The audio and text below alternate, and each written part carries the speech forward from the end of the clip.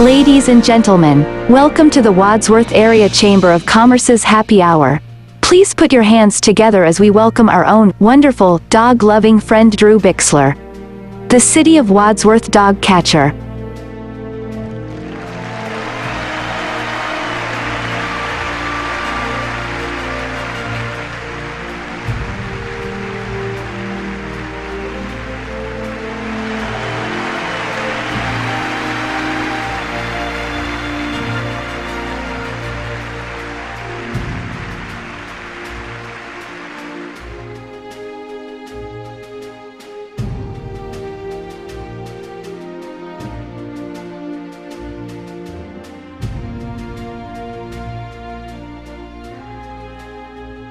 Hi everyone, I'm Drew, and it all started in 2017 after a city council meeting I was videotaping for WCTV.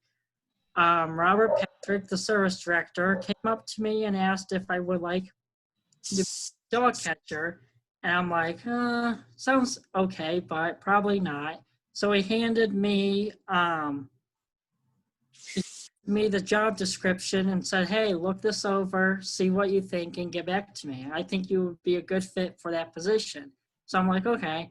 So I looked at the job description and everything, and I'm like, sounds interesting. And then there are some things you get to help the community members and help dogs reunite with them. And I thought that would be pretty cool. So I applied for the position, and probably about a month later, I received a call for an interview, and I talked at the interview how I love dogs, how I dog sat for Janie and my neighbor's dog and a couple other people's dogs. And so about 4 months later, I received a call saying that I got the job, and they said, would you want the job? I said, of course, I would love the job. At the time, there were 3 of us. They hired 3 people to do the job, and we split it off in shifts, so 12-hour shifts on and off. And we kept that way for about a year and a half, quarter of 2018, 2019. The other 2 didn't get interested, and they quit. So it's pretty much just me now and the police department. And so then, yeah, that's how I got the job. And so how the city kennel operates is, if you find a stray or loose dog in the city, you would have to call dispatch, and at 330, the non-emergency police department's phone number, and would call me and dispatch me out to the location of the call, where the dog is or where it was found. So then I go out, get the dog, get the caller's information, keep that in a book and stuff, and then I take the dog back to the kennel, and I see if it has a county dog license or if it has a microchip. We have a scan on the kennel and to see if it's microchipped. And so then if it has a tag, I look it up in the database and I contact the owner that way. If it has a microchip, I do the same thing. I contact the owner through the company that gives me that information. If I don't have either of that, I take a picture of the dog and I email that to the police department's Facebook page, and they post it on their Facebook page for me. And so then they post it there, and then one of the dispatchers started a group called Wadsworth, Ohio Pets, is where for all pets in Wadsworth or surrounding areas that we post lost or found dogs, cats, birds, anything in the area that we can post. So we post that on there. I'm one of the admins for that group, and then we just wait till the owner comes and forward, and then we go from there. So once an owner comes to pick up the dog, I ask them some verifying questions to see if they are the owner of the dog. And then if so, I ask them, do you have a county dog license? We cannot release any dog in the city of Wadsworth from the kennel without a license. It's a state law.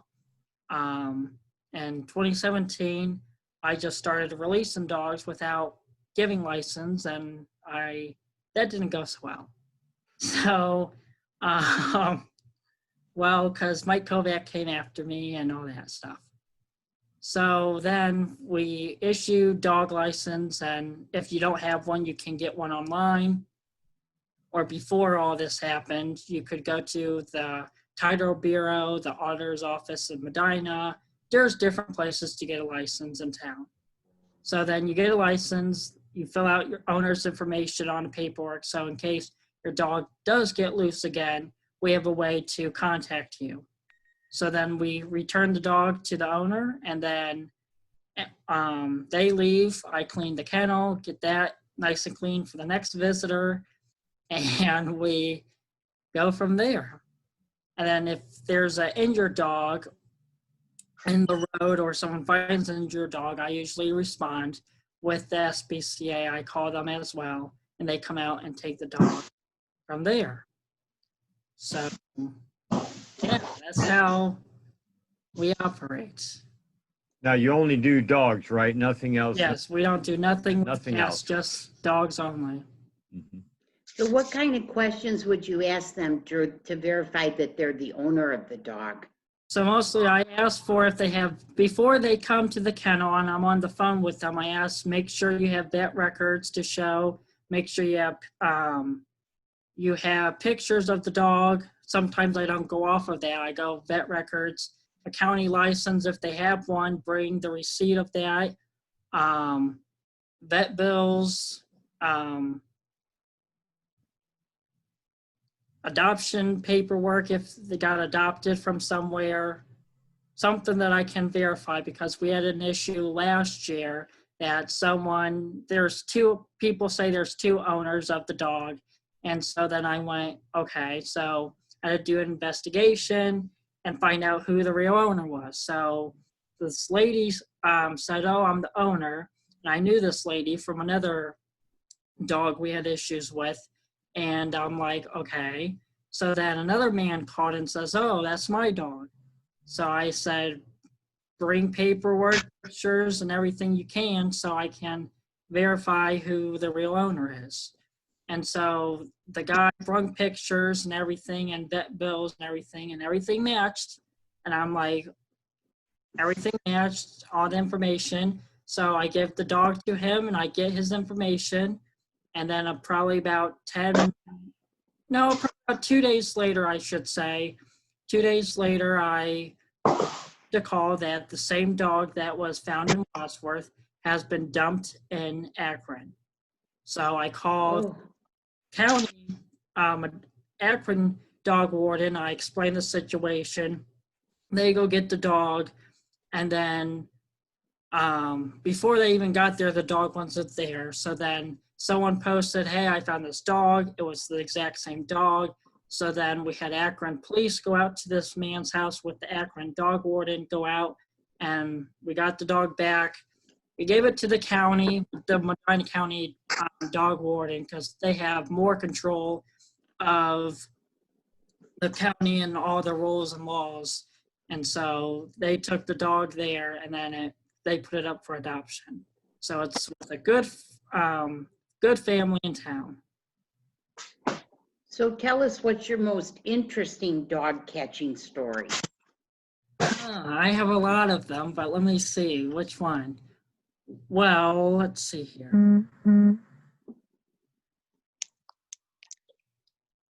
The most interesting one was we had two that I found on Broad and Hartman, and I took them to the kennel, and the owner called.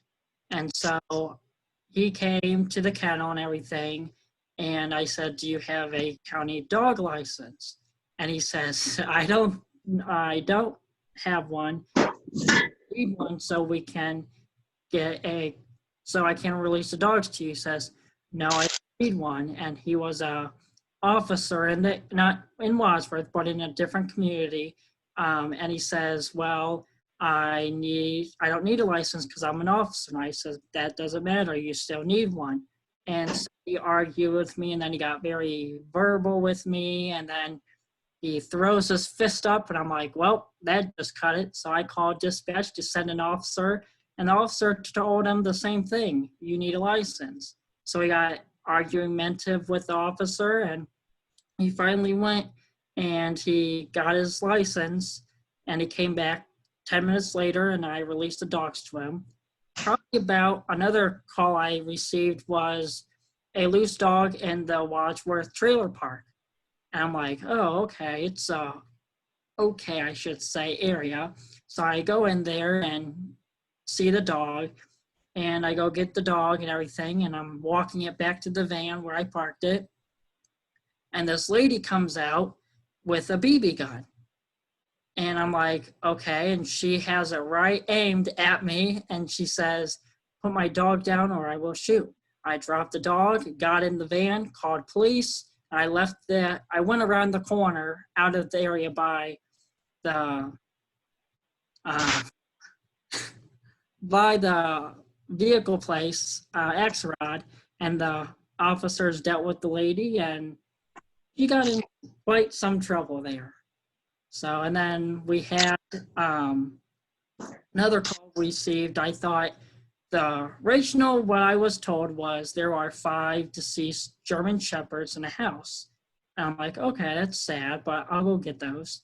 So then on my way there, I received another call from dispatch saying, well, we're sorry to tell you, but the owner passed away, but there are 5 German Shepherds in the house.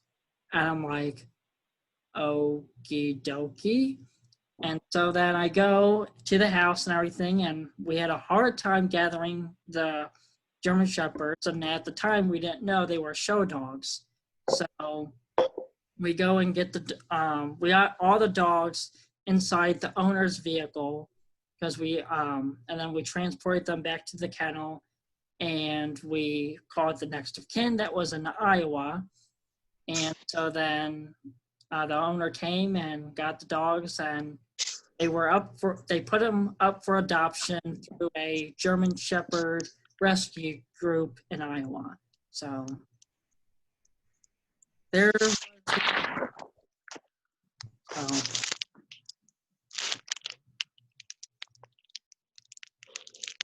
May I ask a question?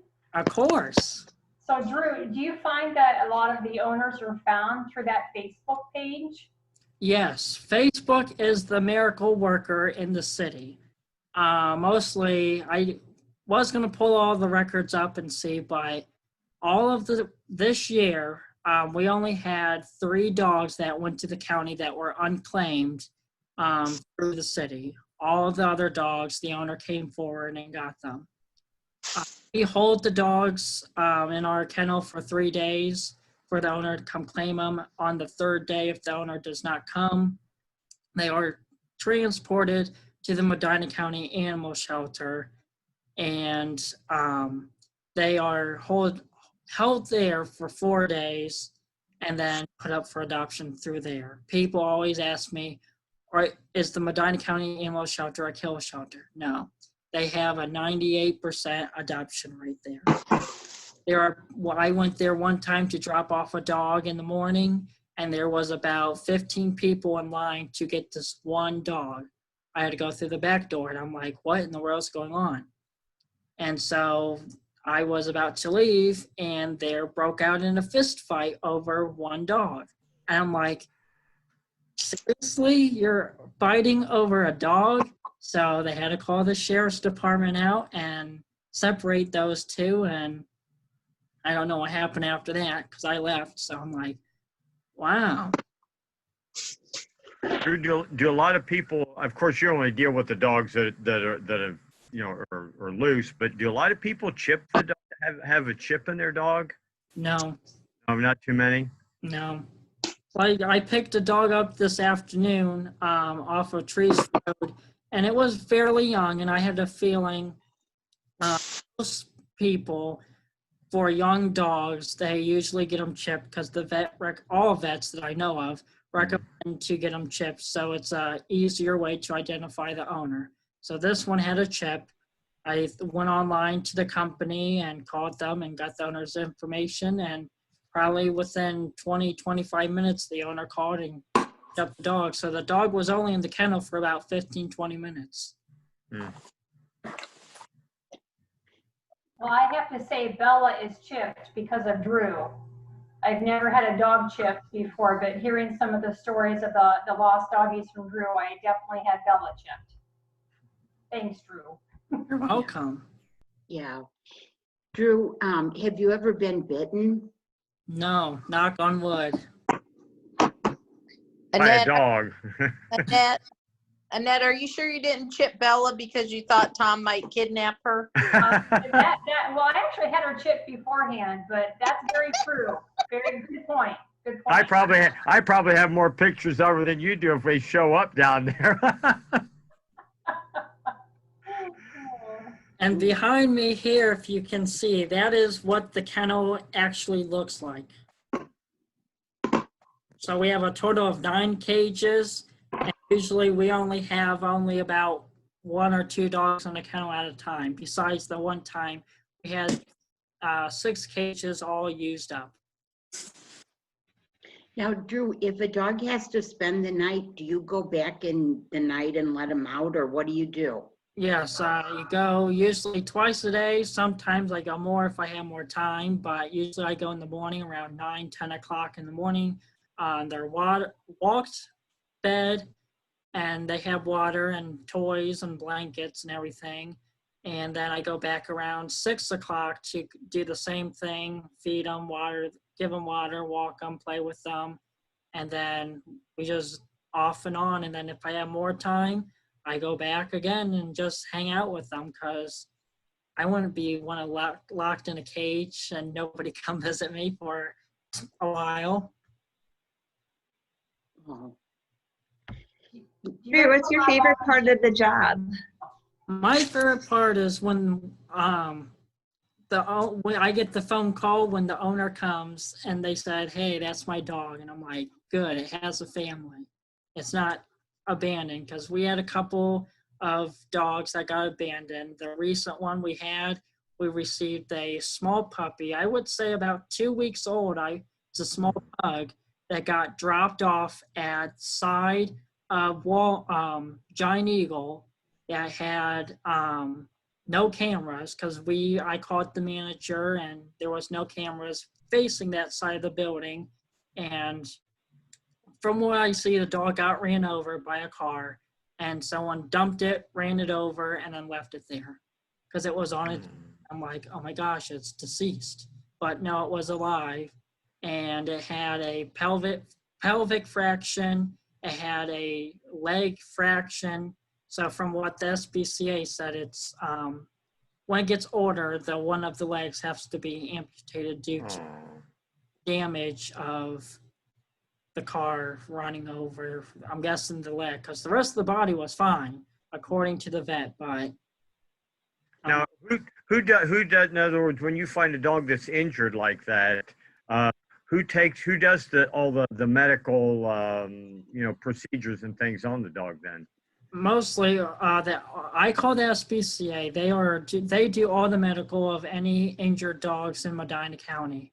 They are a nonprofit, and they receive funds from the community and donations to pay for the medical expenses for these sometimes serious procedures and surgeries. And I went there one time to the facility, and they have this whole back room. People donate food and treats, and it's piled up to the ceiling. I'm like, holy cow, people are amazing that donate there. And then people donate to the facility. They donate money, and they have fundraisers. I think there was one, it's like a casino night they have on.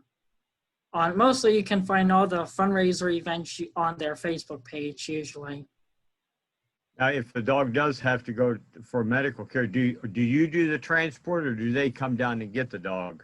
All depends. If they have someone available for transport, they usually come down and take it to the hospital.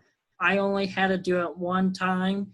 It was at the Pine Valley Golf Course. There was a dog that was barely breathing, and I already had it in the SPCA came out, transported it to there's two hospitals in Copley. There's Metropolitan Hospital, and then there's one called MedVet Hospital that's just right around the corner. And we transport to MedVet, and then that dog did not survive. And then we found out that the owner lived right across from Pine Valley Golf Course. So. Now, Drew, if I see a picture on Facebook of a dog and nobody's claiming it, could I come down to the kennel and say I'd like to adopt that dog? No, we do not do any adoptions through the kennel because it's just too much paperwork, and then there's money issues and just different issues that the city does not want to get involved. Because when I thought, oh, well, I can help do adoptions here, when I signed up, and they said all the adoptions go through the county because they're all set up for that. And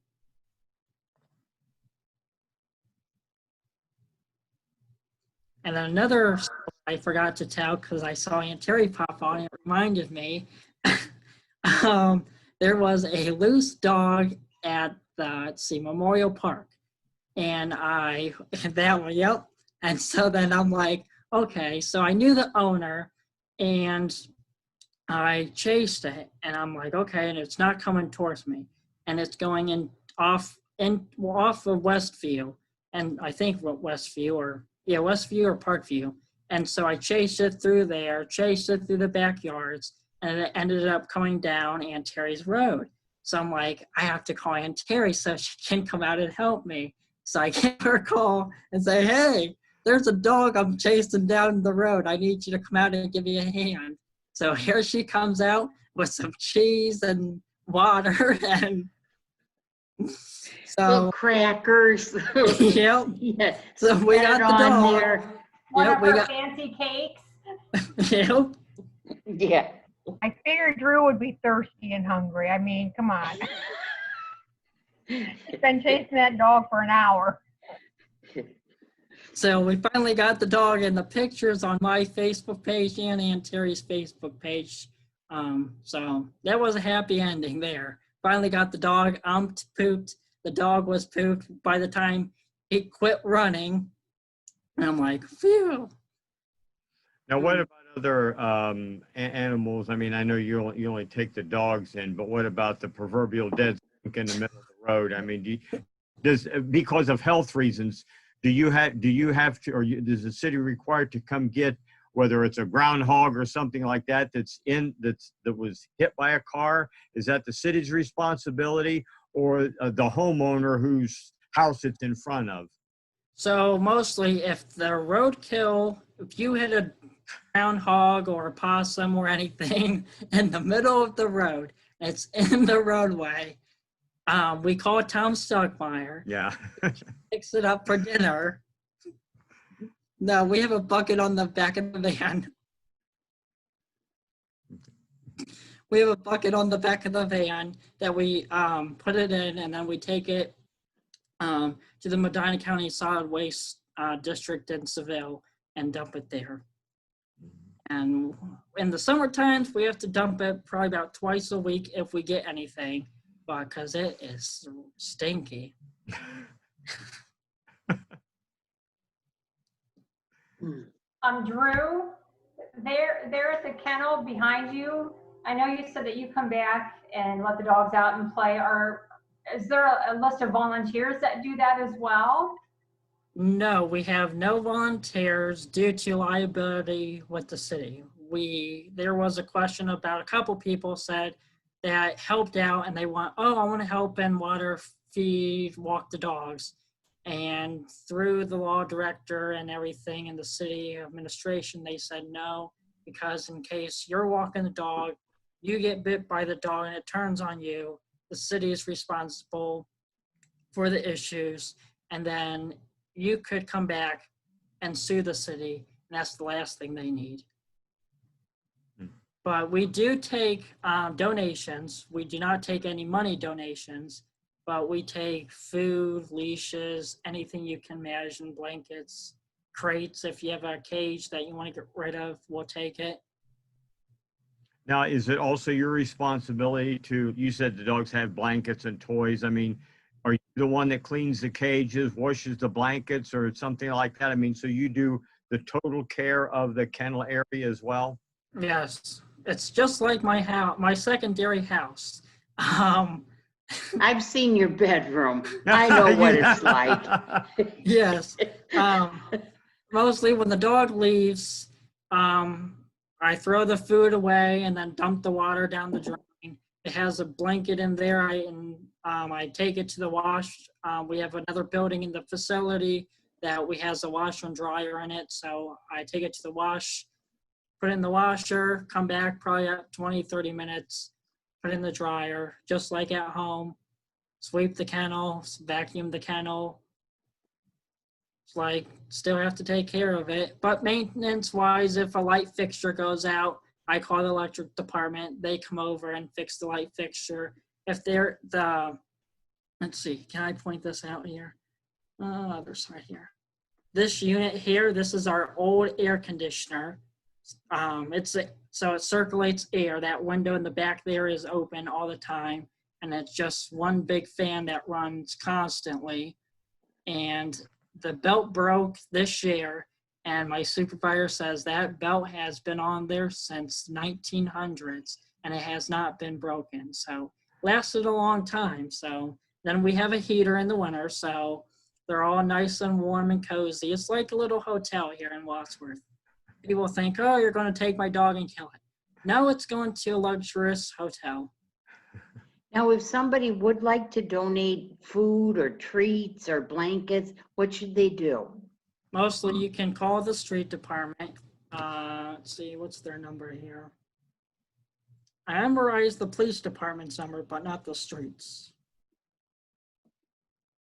You can call the street department and see if anyone is there. Let's see. Yeah, you can call 330-335-2842 is the street department's phone number. And then you can stop down and donate it at 311 Broad Street. That is the street department. So it's by the city gas pumps on Broad Street, across the street from Sacred Heart Church parking lot. Kind of. I would just text you and say, yo, come pick this up. What? I would just personally text you and say, come get this stuff, come pick this up. Yeah. I'm not going through all that other stuff, no. Yeah. I would do the same, Terry. Mm-hmm. Most people don't even do that. People just drop stuff off in the police department's lobby. They look in the cameras, see it's food stuff, and then they call me and I have to go pick it up in the lobby. Well, at least, somehow it's getting there. Yes. You know, Yeah. Now, do you have to go, is most of the food donated, or do you have to go buy a lot of the food as well? And if you do buy food, is that also part of your job to go to the store and buy the food for the dogs? Mostly everything is pretty much donated. We have a good relationship with the SPCA, and they have pounds and pounds and pounds of dog food. So we'll probably never have to go back to the store and buy food. So in this here, this is where we keep all the food back here. It's just a little storage area where we probably have 8 bags of food, and we're still on bag number 1 because we have a big ginormous container we dump the food in, and then we do 1 bag at a time. And I'm like, man, this food's just gonna sit here forever, but at least we don't have to go out and buy it. I've gone to the SPCA fundraisers, and above all, they have the most people at their fundraisers of any other fundraiser I go to. And I think that's because people love animals, and they want to support them.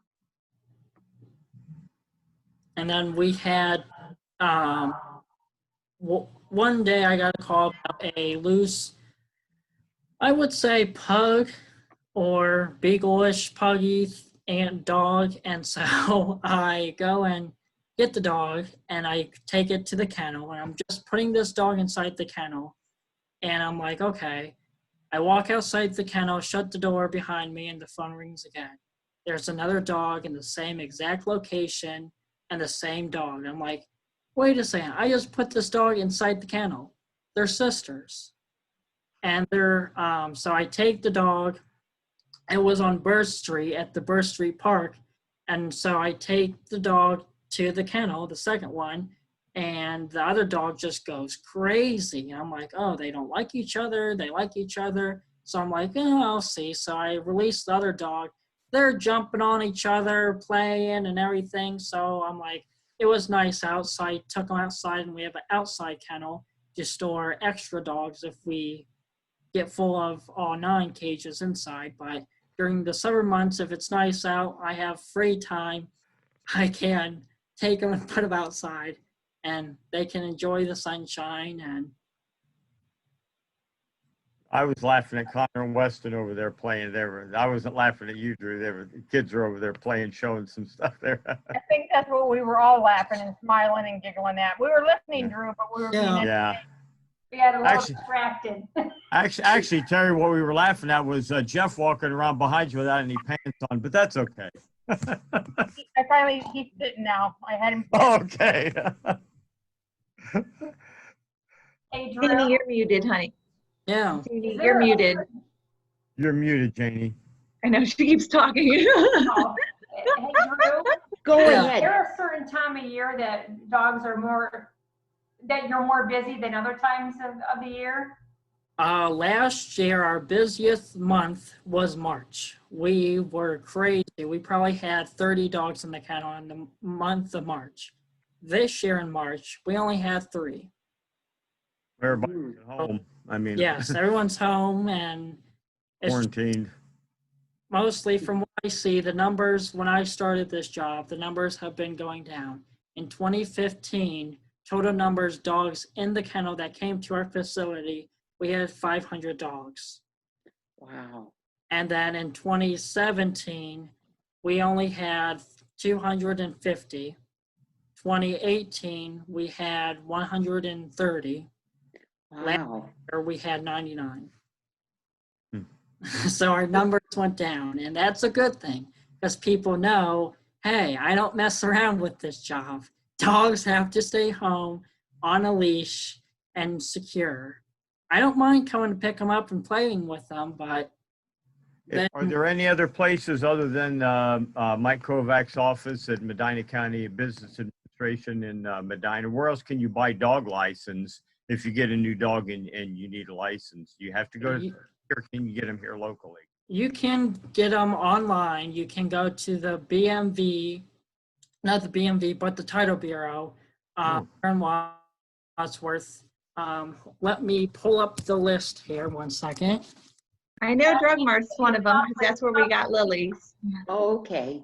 Oh, Copley Feed has them. You can get them there as well. Do they have to be in the county or just as long as they have in other words, if it's Medina County, can people come over to Copley Feed? Or does it have to be, I wonder if it had to be in the county where your dog is? Has to be in the county. Each In the county, has okay. a different license. So if you live in Medina Oh, County, you have to have a Medina County. You can't go to Summit County and buy a Medina County. oh. So Bella's illegal when she comes to visit, see? But here's the thing, if you have a license, no matter what county you live in, you are legal, because in the state of Ohio, if you have a license in any county, you are fine. So Bella's fine. Already checked, looked through the registry, and she's okay. She's nice and set, so let's see here. So Drew, you said, Stephanie asked you what's the best part of your job. What's the worst part of your job? Mostly, I get the most nervous is when the police call me and they say, an officer is out at the house. Can you come and assist? That means, who knows? It could be a vicious dog. It could be a deceased owner's dog. It could be anything. And that's when the most nerves come in and go, okay, I have no clue. So He's so cute. that's the most scariest part of the job is when they call and they say an officer needs you at this address. Or if, because I don't mind if they call me and say, hey, an officer's out on Broad Street and it's going after a dog. I don't mind because the dog's running. It's not contained and it's not with a family, it's running. Or it's just loose in someone's yard. But if they say, hey, they need you at Clark Road in Wadsworth, there's a issue with a dog and an officer's out there, that's when the nerves set in. But otherwise, I have no fears. I always ask the caller when they call in, I said, is the dog friendly? And if majority of the time they say yes. I had one dog in town that we had an issue with. The owner passed, mostly all the stories I know are owners passing away.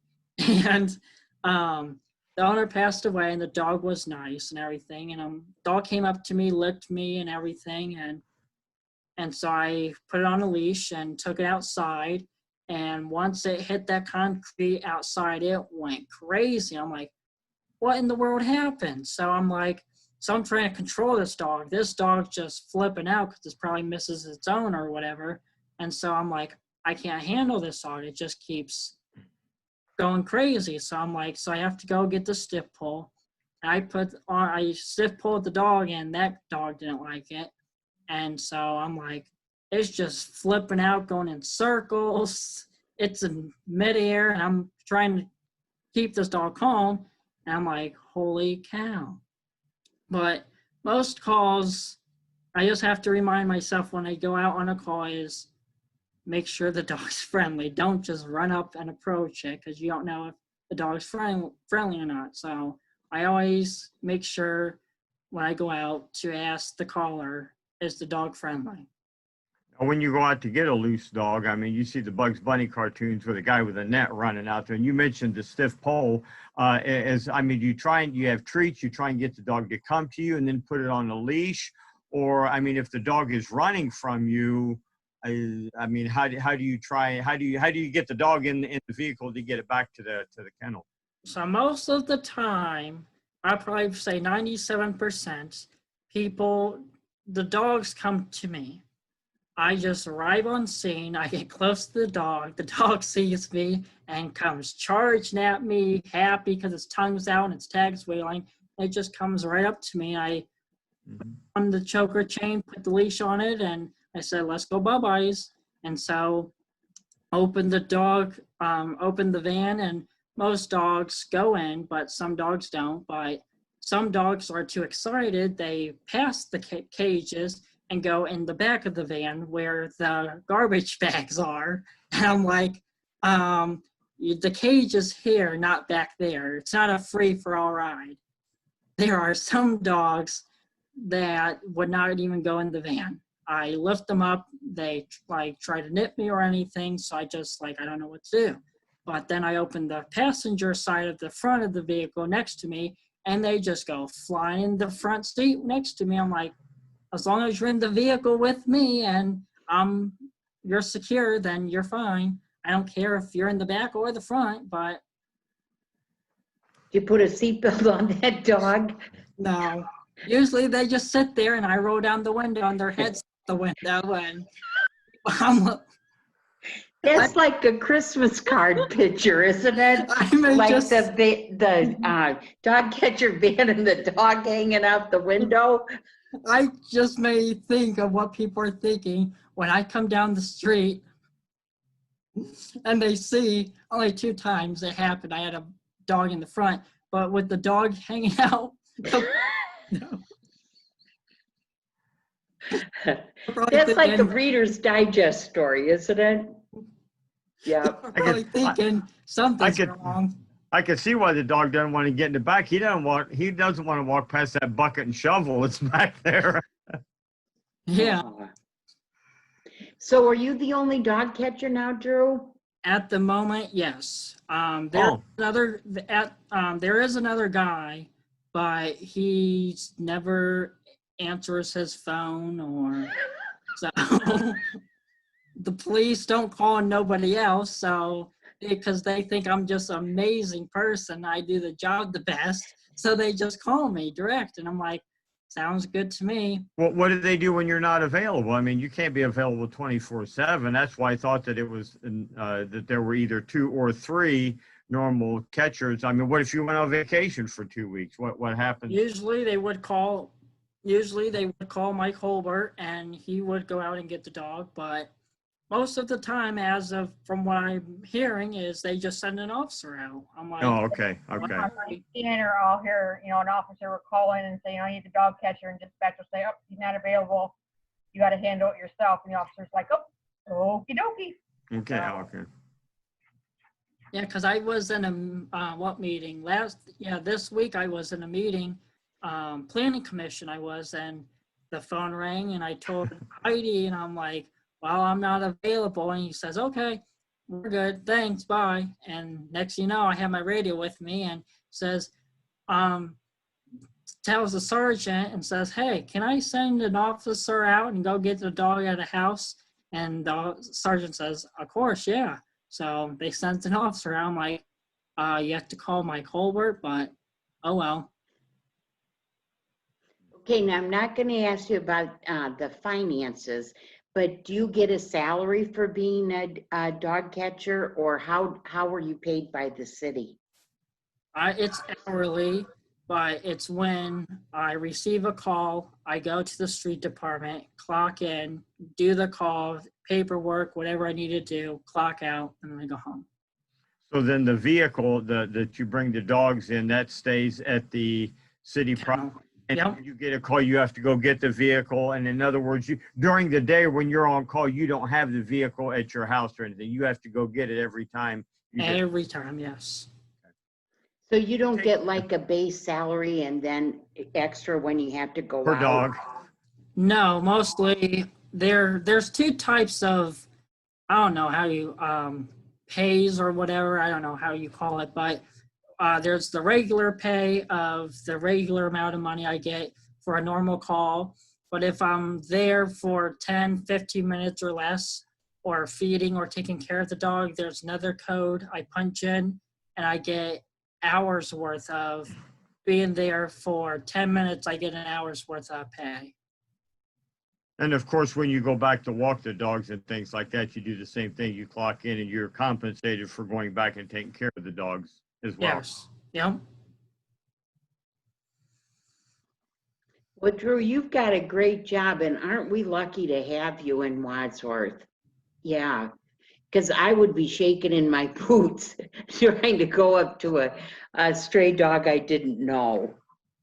In Yeah. Barberton and Norton, there's a lady that she says she's the dog catcher or whatever in there, but she's not. She's just a nice citizen that goes and gets all those strays and loose dogs, because Barberton and Norton don't have anyone. You have a dog, you have to call the Akron dog warden, but there's certain times of day, like for my job, I'm on call 24/7, 365.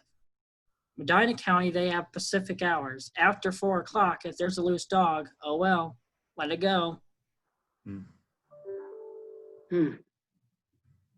Well, we really thank you for your service, because boy, I lost a dog, a little chancer one time, and it is horrible till you get them back, you know, Yes, and that they're safe.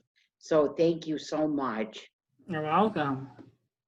Thank That's you. part of my Thank job you, yeah. is, that's another part of my job is some like therapy. So I have to calm people down because they're on the phone screaming, crying, Yeah, That would be me. crying. yeah. That would And be I'm me. like, Yep. Mhm. and I'm like, I get it. it's I get okay. it. Calm down. We had a call yesterday of at 8 o'clock. A man called and says, I just got this dog 2 weeks ago and it's loose and it's super scared. And it was going, it was at Wendy's, and then it went to Get-Go, and the next you know, it's on Highland. So I'm out with an officer and the owner, and we're chasing this dog, and it's 1 o'clock in the morning. I'm like, I'm done. I'm going home. And I got a phone call about 7 o'clock this morning saying, thank you for all your help. The dog was located on Water Street. the last report was, and it somehow wandered all the way back home on Weatherstone. Oh. Oh my gosh. Yeah, you read about those stories about like a dog or a cat, you know, gets away from their owners and the owners move. That happened with me and my parents. They moved. They left you. It didn't tell me where they were going, But you found them. but I tracked them down. I called Drew. I said, Drew, my parents are missing. Yeah. You had a chip, didn't you? Yeah. Well, Drew, thank you so much. Does anybody else have any questions for Drew? No, I just want to say, Janie, it just warms my heart when Drew puts out there on Facebook that the owners were found or the doggy's home. So Yeah. I really like seeing those. So thanks for doing that, Drew. You're welcome. Yeah. Yeah, and again, I do know, as you mentioned, Drew, there's a lot of communities that do not have the service of facilities, a dog catcher, or the city that supports with kennels and a place like that to put them. So we really are very fortunate here. Mm-hmm. Really are, because Really not only do we have the facility and stuff, we have a dog catcher that has a heart. I mean, Yes. some dog catchers, that's their job. Yep, we go get this dog and do whatever. But Drew puts his heart and soul into, you know, he truly cares about these animals. It's not just a job. It's not just a paycheck. Mhm. So we're blessed that way too, I think. Yep. I think so too. Oh, well, thank you, Drewness. We're so happy to have you around. And You're welcome. yeah, that's a scary job, and you do it so well. Yeah, You're the best one. Thanks. absolutely. Love you, Drew. Love you. Everybody loves Drew. There just is no other way to look at it. Everybody loves that boy. Yep. Okay. Well, thank you, Drew, and hopefully we'll see everybody soon. Yep.